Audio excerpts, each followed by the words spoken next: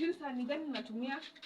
Hizi ni sahani nilinunulia pasta juzi na amekupea ruhusa utumie hii sahani. Dadi amenipea ruhusa nitumie. Amekupea ruhusa kama nani? Nilimuuliza kama anaweza kulia sahani akaniambia nitumie. Hii sahani nilinunulia pasta, si mtu mwingine. Hata mimi kwa hii nyumba siwezi tumia sahani kama hii na hii kijiko. Hizi sahani ni za pasta peke yake. Na kwanza dadi amesema uchague kati yake na pasta juu na baia pasta vitu mpya na yeye ubai. Nachagua pasta. Pasta atanipeleka mbinguni, hata anipeleka wapi? Kazi yake ni kunizalisha tu watoto hapa kwa hii nyumba.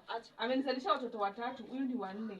Na pasta atanipeleka mbinguni. Acha akuje nimwambie. Hata ungengoje umwambie, ungechukua simu mpigie umwambie.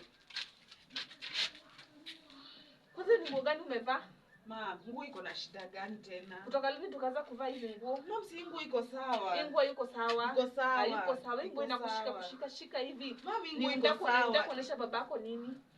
Au unataka kumuonesha venye uko na matako? Nguo iko sawa mama. Kwanza kuna zenye nimekununulia nikakuletea hapa. Hebu chukua uvae.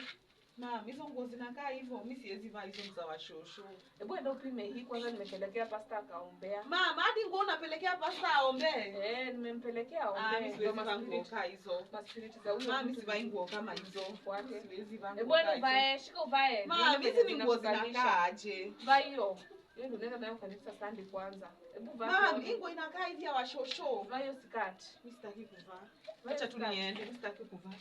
Vaa hiyo skirt. Mimi sitaki kuvaa. Hata